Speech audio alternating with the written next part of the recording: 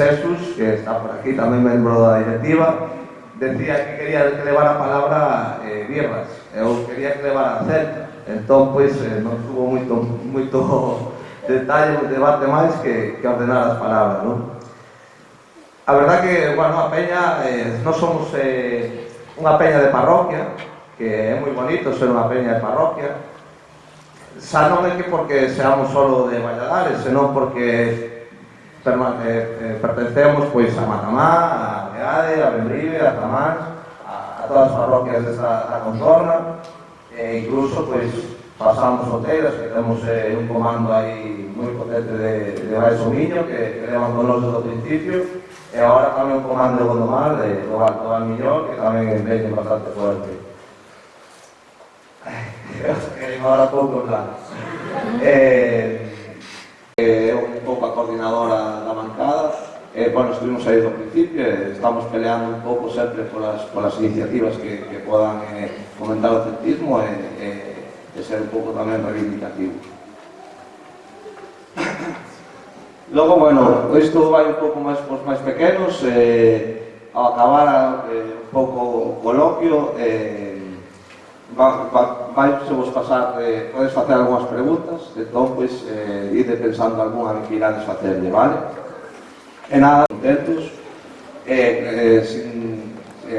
evidentemente temos que agradecer ao Centro Cultural e Veciñal de Valladares, porque nos deron auditorio e a verdad que nos deron todas as facilidades posibles, ao Ranking Celta, evidentemente, por gestionarlo todo e sobre todo a súa área social, con David Merche cabeza, aos membros de outras peñas que quixese compartir con nos este día, ao Club Deportivo Valladares, evidentemente, pois, os protagonistas que estáis aquí, que, bueno, vos vou a presentar moi rápidos. Pois temos a Manolo, que é o gran capitán, o xogador con máis partidos da historia do Celta, a Iker Rosada, xogador do primeiro equipo, a Paula, xogadora das Celtas, a Gael Alonso, e o máis desconocido, seguro que pa maioría, que é Xoán Adel, que é unha persoa moi importante nas bancadas de Balaídos desde fai moitísimo tempo, tendo moito peso en xuventudes cedentes a noso día e despois con celtadas. E, bueno, como sabedes que a mí non se me dá moi ben falar, temos tamén a Xavi, que tamén é unha persoa que sempre estuvo vinculada, bueno, sempre estuvo nas bancadas tamén de Balaídos, e sabe... Vou explicar en primeiro lugar como vamos a dividir. Primero vamos a hacer un coloquio con las personas convidadas, el cual presentará ahora en un momentino, y eso va a durar sobre unos 40 minutos aproximadamente. Después vamos a hacer una sesión de preguntas de alrededor de unos 15 minutos, más o menos de paciencia con nuestra gente. Porque si o club aposta por la canteira, en las celtas, y los jugadores apostan por la cantera, pero no conocemos paciencia, y en la primera crisis de resultados estamos pedindo fichajes, entón igual somos nós que non somos un club de canteira. Porque nos clubes de canteira as fichajes consisten en subir aos rapaces da canteira, quedan plazas libres no primeiro equipo e fichar consiste en subir xente, non? Entón, nós o que queríamos era que o debate de hoxe se diera en torno a esa cuestión, ao Celta como un club de canteira. Eu quería contarnos unha anécdota que seguro que Manolo se lembra. O 4 de xulio de 1977, o Celta xogou o partido de volta dos cuartos de final contra o Español, na Copa do Rei. Eliminamos a Barça en octavos, no ano 77, e fomos a Sarriá, pensando que íbamos a ter un rival máis asequible, e ali perdimos 3-0. A volta ganemos 1-0, non foi suficiente para remontar a eliminatoria, pero aquel día o Celta, e non volveu a acontecer ata día de hoxe, xogou con 11 galegos. Hubo que la alineación, porque seguro que Manolo lo recorda, eran todos compañeros seus. Aquel día xogamos con Hortas, Suso Santoné, Manolo, Búa, Villar, Gómez, San Román, Castro, Juan Fernández, de Ferrol, Félix Carneiro e Martínez, ou seja, un equipazo. Moita desta xente estaba no equipo que nos levou a UEFA, no ano 71, porque nós fomos a UEFA como equipo casi íntegramente de canteiranos. Desde 1982, pero que xa antes xa batido o récord, é dicir, que non é que ostente o récord de todo o 82, porque xa antes, corríxeme se me equivoco, Manolo, pero se quedaches a Pepe Villar, pode ser, Pero bueno, o seu récord saben de ano antes da 92. O César está aí, xa sabedes que está ativo do récord que estamos nosos, ya lo vas. Manolo foi no todo, no noso club, foi tamén secretario técnico por Ribadilla e foi adestrador puntual en tempos de alternancia con Pedro Villar, outro grande de Colla, que xogou toda a súa carreira na Celta e que foi quen descubriu a Manolo. Temos tamén con nós a Xoan, vou presentar. Xoan un aficionado histórico, todos os coñeceres na grada de animación. O particular de Xoan é que, sendo seareiro, despois pasou a ser traballador do club, traballa na dirección de operacións e interesamos coñecer cal é a súa opinión respecto da política da canteira. Paula Rodríguez é de Vigo, naceu en 2008, ten por tanto hasta 7 anos, e toda a súa trayectoria futbolística fixoa no Rápido de Bouzas. Ela xogou sempre con rapaces, hasta os 16 anos, nos que xa os dividen e xa non poden xogar mesturados. Foi convocada na selección galega en varias ocasións e este ano pasou a formar parte do tipo das Celtas. Paula, ademais, é celtista desde que naceu, porque a súa avoa Rosa creo que a fixo socia e nada máis que nacer. E xa un tío da súa avoa, o sea, un irmão do seu bisavó, formaba parte da primeira plantilla do Celta de 1923. Xogou no Fortuna e despois pasou a plantilla do Real Club Celta. O sea, nacido en 2002, creo, entrou na canteira do Celta en 2010. Benjamín. Gary Alonso é o que se podría decir un only one cantera man, un deses que fan todo o seu percorrido na canteira, desde Benjamín, que era a primeira categoría, además creo que foi o primeiro equipo Benjamín, hasta hoxe en día. Estuvo no Juvenil A, despois estuvo no Gran Peña, el conta sempre que foi unha experiencia, foi unha temporada moi dura, que subiron a terceira por Gran Peña, que era a terceira altura do terceiro equipo, e despois xa pasou ao Celta Fortuna. Por lo tanto, ten agora 24 anos, é de Catoira.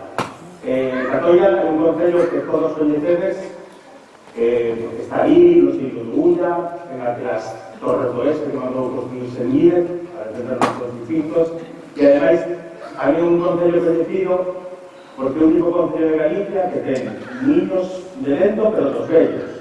Non nos eólicos, estos de aspas, con os de Don Quijote. Ten niños de marea, cando sube o mar aí con la Ría da Lousa, e ten tamén niños de río. Pero para o celtismo, Catoira é, sobre todo, o pobo de Sergio Gato e Iker Rosada. E que empezou a xogar no Catoira, pero tamén ingresou na canteira do Celta moi pronto, tamén fixo todo o percorrido. Debutou por Real Club Celta contra Real Madrid, marcou un gol, e o xogador nacido no século XXI que primeiro marcou un gol por camiseta do Celta. E esta representación te fago deles. Entón, eu agora vou facer unhas preguntiñas. Non existían as cláusulas e iso de alguna maneira facilitaba, pero ten que haber un cariño especial para hacerlo a 6 anos. No, bueno, lo principal es que no podías, aunque quisieras, marchar. Yo tuve una oportunidad de marcharme, vino Madrid a buscarme y el club dijeron que no. Y bueno, yo en ese momento no lo entendía porque el año anterior había traspasado a Costas al Barcelona y dice, bueno, yo por qué no me puedo traspasar a Madrid. Pues claro, pues no me pareció bien, la verdad. Pero a lo largo de mi vida pues he quedado muy contento aquí en Celta porque, bueno, he tenido además el cariño de la gente y, bueno, un homenaje extraordinario que no lo podía ni soñar en mi vida. Os pensaches públicamente en entrevistas, que a veces pensaches que aquela oportunidade te chegou moi pronto ou que ti logo te costou asumir que non volveras ao primeiro equipo, que non tiveras oportunidades.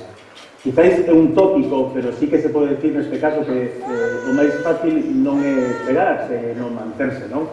Entón, quería que, se ti queres, falaras un pouco desta cuestión e que lle dirías a eses rapaces que agora están a piques de chegar ao juvenil ou fortuna, pero que un poquinho les falta paciencia. Como ves ti esa situación? Pues nada, si vai este. Ahora sí. Pois nada, eu a verdade é que nese momento foi un momento duro que recordo con moita felicidade porque fíxome madurar, fíxome crecer como xogador e sobre todo como persoa e bueno, foi un momento que agora creo que todos os rapaces xa van medrando e traballando sobre todo ese momento de ser máis forte mentalmente, creo que se traballa moito máis e creo que chegan cun nivel de madurez xa moi superior a que tiña eu nese momento que, bueno, claro, ti chegas e metes un gol ao Madrid e xa crees que eres Messi ou Cristiano, entonces pois sí que me fixo madurar noutro ámbito e, bueno, creo que foi un momento que agora recordo con moita alegría o debutar e estrearme con ese gol ou despois crecer despois de baixar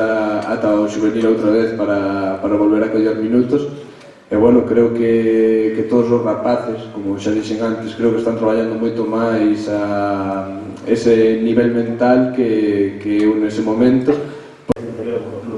Mirando retrospectivamente para atrás, pensas nos recursos, na estructura, en como foi o desde a canteira e ao longo deses 15 anos ves unha evolución para mellor e poderías decir que realmente hai unha aposta, que se vos cuida ben, que tedes perspectiva de chegar arriba, que si traballas duro vai haber oportunidades para chegar como ves aí.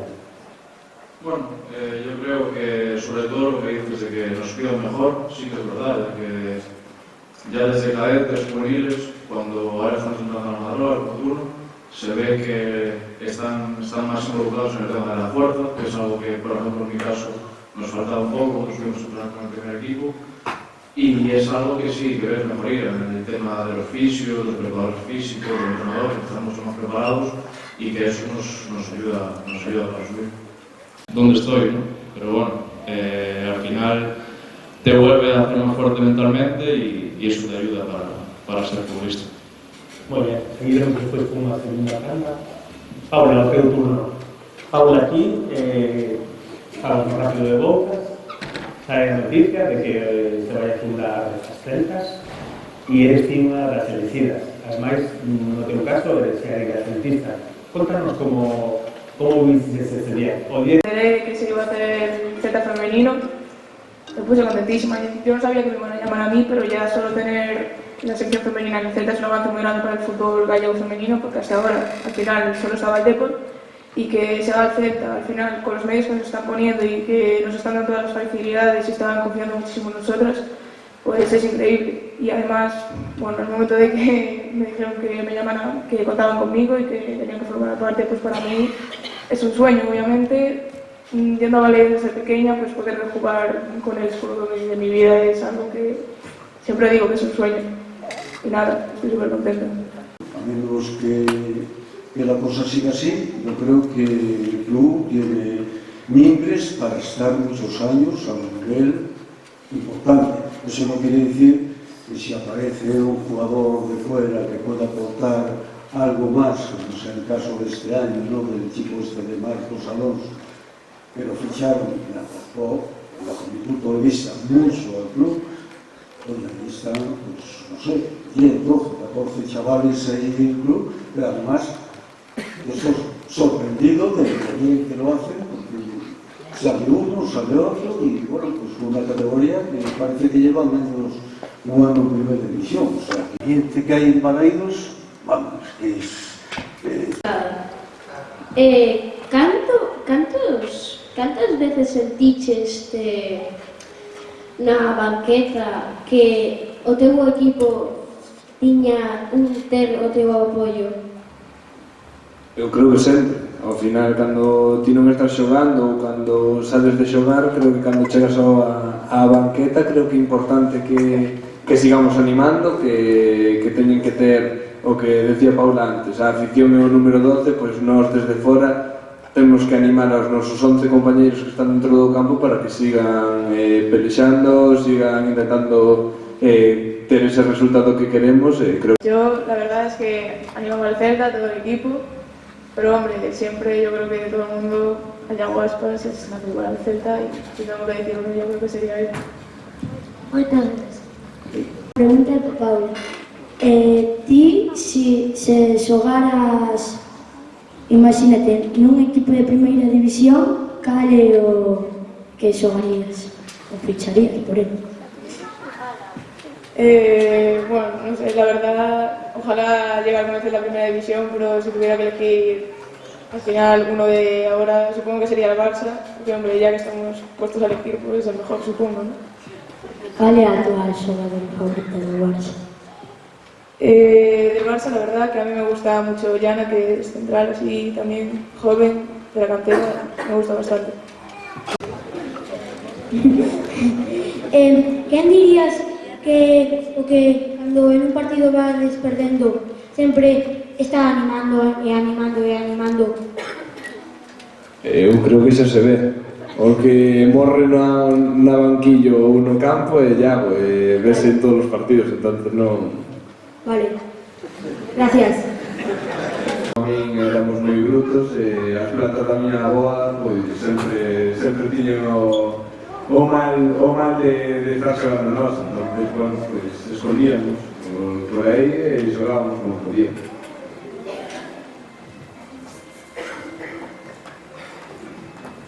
En mi época no se podía jugar en casa porque salías de la puerta de tu casa y todo era campo. Entonces teníamos para jugar por lo que quisiéramos. Ahí sí que no había problema. Salías, un balón ya y a jugar. No es como hoy en día, que hay que ir a un sitio determinado para jugar, para entrenar, o lo que sea. Pero de aquella salías de casa y todo era terreno para jugar al fútbol o a lo que quisieras, ¿no? De pequeños jugábamos igual, no había problema. Ahí, después te curraban en casa, porque eso era otro problema. O cuando, bueno, iba a decir otra cosa, pero no. Entonces, por muchas cosas que no se deben hacer. Pero nada, no había problema, nos mojábamos, seguíamos jugando y después zorra que te crió. Moitas gracias. De nada. Queda aquí unha última pregunta e despois, como dixemos, vamos facer unha foto de familia porque o club vai ter un detalle con Celta Vigas e logo... Sen ser Pepe Villar, con quen xogastes? No, Pepe Villar, yo no jugué con él. Pepe Villar era entrenador, fue entrenador de juveniles y fue un gran amigo y bueno, pero no. Yo tuve jugadores muy difíciles de marcar, si quieres te doy los nombres, eran delanteros centros espectaculares y bueno, pues mira, te digo, Santillana, Gárate, Robencano, que abandonó no te olvides, no se pueden cumplir años que ya uno va perdiendo un poquito la memoria. Pero... No, perdón, Manolo, bueno, antes un descacha pregunta que tiene pensado facerche, que é a diferencia da vosa época a actual, porque houve un veneno na bancada bella do Río, e ser cantilán do Celta aquela, eu ainda teño de ver a imaxe de Luis Villar, cando con alza salía a quentar, e na grada de Río había xente que lle quitaba quentando. Tempo dos segundos anos no primer equipo. Perdón, Luis Villar. Sí. Nunha entrevista recoñeceu que cando disfrutou foi no fútbol juvenil, que no profesional o pasou moi mal, iso que foi moitos anos con vos. A ver, os maiores se queixan do suelo, que os rapaces non dan nada. Le digo, bueno, iso son os casos. Isto é unha alegría, os rapaces novos, a verdade, tedes que disfrutar, ainda queda algún pouco de rolón, algún non incluye, ainda non, pois alguna cousa, é o mismo, non só, a verdade non só. Se aquí isto quedou claro, quería hacer unha pregunta de toda a vida tuve en amigo, porque esa imaxe la tengo de pequeno. Mencionaste unha chave de dianteiros espectaculares, non mencionaste un crack mundial que creo que te marcou toda a tua carreira, por desgraza. Sí, Por desgraza. Eu mirei esa xorada na televisión en blanco e negro. E, bueno, eu era un neno que a mí foi a lesionar. bueno, casi Bueno, daquelo fútbol, me acordo que tu hecho unha carreira moi longa, pero eu me di xogar toda a vida e penso que xogache mermao a gran parte da tua carreira. 8 ou 9 anos mermado. Eu, quero dicir, como profesional, nese momento, que sentimento che pode despertar? Outro profesional, xa non digamos do estatus e da categoría que no seu momento tiña Brief, que te deixaron unha carreira así tan buena. Bueno, o que me tocou, entonces lo llevé como pude, sufriendo mucho, porque, bueno, tenía que tomar antiinflamatorios durante 8 o 9 años para poder entrenar, para poder jugar.